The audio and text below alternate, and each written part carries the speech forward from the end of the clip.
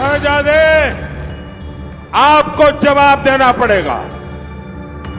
चमड़ी के रंग के आधार पर मेरे देशवासियों का अपमान मेरा देश सहन नहीं करेगा और मोदी तो कतई नहीं करेगा। The people on east look like Chinese, people on west look like Arab, people on north look like, maybe white, and people in south look like African. मैं बहुत गुस्से में हूं आज दोस्तों। मुझे कोई गाली दे, मुझे गुस्सा नहीं आता है, मैं सहन कर लेता हूं। लेकिन आज शहजादे के फिलोसोफर ने इतनी बड़ी गाली दी है जिसने में गुस्सा भर दिया है।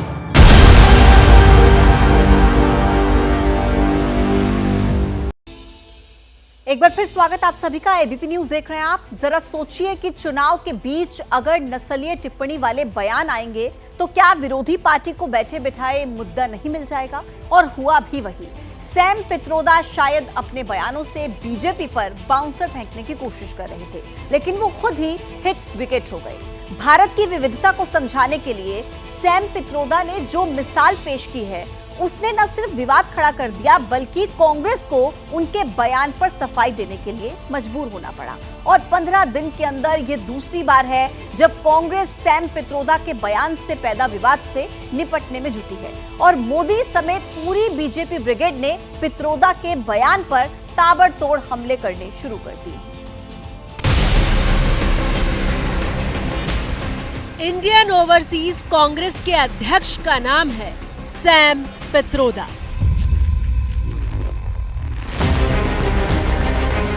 अमेरिका की जमीन पर बैठे पित्रोदा ने आखिर ऐसा क्या कहा है जिसके बाद राजनीतिक भूचाल आ गया है? चलिए सबसे पहले वो सुन लेते हैं। Where people on east look like Chinese, people on west look like Arab, people on north look like, maybe white,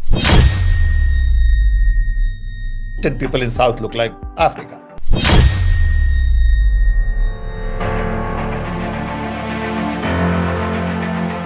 Sam Pitroda का ये बयान जब सामने आया, उस वक्त देश के प्रधानमंत्री नरेंद्र मोदी तेलंगाना के वारंगल में चुनावी रैली कर रहे थे। जय तेलंगाना, जय श्री राम। आरक्षण से लेकर देश के विकास तक मोदी तमाम मुद्दों पर बोल रहे थे और रैली के दौरान ही मोदी ने सैम पित्रोदा के बयान पर कांग्रेस को घेरना शुरू कर दिया। ये शहजादे के फिलोसोफर एंड गाइड अंकल ने बड़ा रहस्य खोला है। उसने कहा है कि जिनका चमड़ी का रंग काला होता है ये सब अफ्रीका के हैं। मतलब आप सबको, मेरे देश के अनेक लोगों को चमड़ी के रंग के आधार पर उन्होंने इतनी बड़ी गाली दे दी। People in south look like Africa. विविधता में एकता को समझाने के लिए पित्रोदा ने दक्षिण भारत के लिए अफ्रीकी शब्द का इस्तेमाल किया था और इसी बात पर दक्षिण में मौजूद पीएम मोदी ने कांग्रेस पर चमड़ी के रंग के आधार पर भेदभाव करने का आरोप लगाया। साथियों, मेरा सवाल है, क्या मेरे देश में चमड़ी के रंग के आधार पर लोगों की योग्यता तय होगी? क्या चमड़ी के रंग का खेल शहजादे को किसने इजाजत दी है? संविधान सर पे लेकर के नाचने वाले लोग चमड़ी के रंग के आधार पर मेरे देशवासियों का अपमान कर रहे हैं।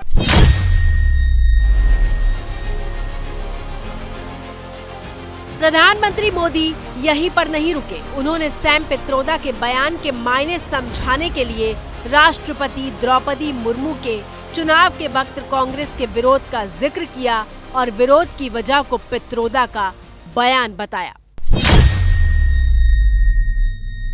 लेकिन मुझे समझ नहीं आता था। मुझे लगता है ठीक है, ये शहजादे का दिमाग ऐसा है तो शायद वो द्रौपदी जी का विरोध कर रहा है। लेकिन मुझे आज पता चला कि ये कांग्रेस पार्टी द्रौपदी मुर्मू जो एक आदिवासी बेटी थी उसको हराने के लिए क्यों मैदान में उतरे थे। सैम पित्रोदा ने अंग्रेजी अखबार द स्टेट्समैन को दिए एक इंटरव्यू में विविधता पर बयान दिया था। We could hold country together as diverse as India, where people on East look like Chinese, people on West look like Arab, people on North look like, maybe white, and people in South look like Africa. Doesn't matter. We are all brothers and sisters. We all respect different language. We all respect different religion. अपनी बात को पूरा करते हुए Sam Pitroda ने आखिर में ये जरूर कहा था कि भारत में विविधता है और हम सब भाई बहन हैं, लेकिन तब तक तो डैमेज हो चुका था और डैमेज ऐसा हुआ कि कांग्रेस पित्रोदा के बयान पर सफाई देने सामने आई। सैम पित्रोदा द्वारा भारत की अनेकताओं को जो उपमाएं दी गई हैं वो बिल्कुल गलत है, दुर्भाग्यपूर्ण है और अस्वीकार्य है, बिल्कुल अस्वीकार्य है। भारतीय राष्ट्रीय कांग्रेस इन उपमाओं से अपने आप को पूर्ण रूप से अलग करती है और इसका खंडन करती है। प्रियंका गांधी ने तो सैम पित्रोदा के बयान को फिजूल करार दे दिया। पता नहीं क्या फिजूल की बातें कर रहे हैं। प्रधानमंत्री जो फुल टॉस पे खेलते हैं ना, तो इन्हीं फिजूल की बातों पे फुल टॉस खेलते हैं। मैं उनको चैलेंज करती हूँ, आप फुल टॉस खेलिए रोजगार पे।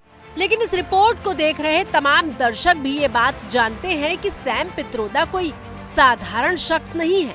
कांग्रेस के लिए सैम पित्रोदा का कद बहुत बड़ा है। कद कितना बड़ा है उसे इस बात से समझिए कि देश में जब यूपीए की सरकार थी तो मनमोहन सिंह के प्रधानमंत्री रहते हुए देश की नीतियां बनाने वालों में सैम पित्रोदा एक थे।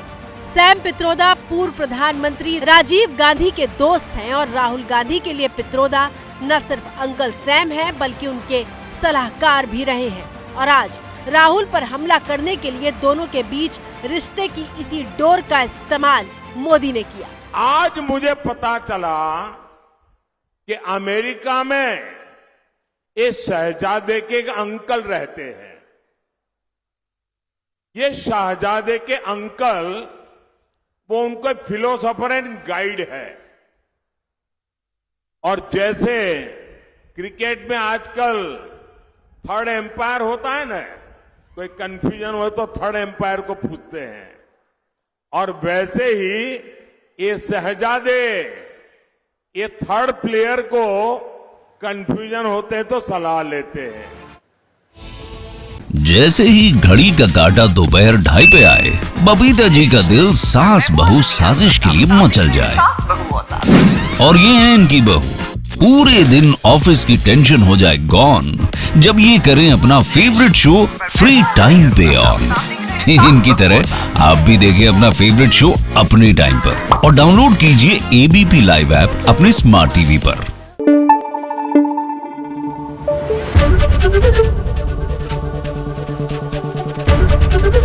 एबीपी न्यूज आपको रखे आगे।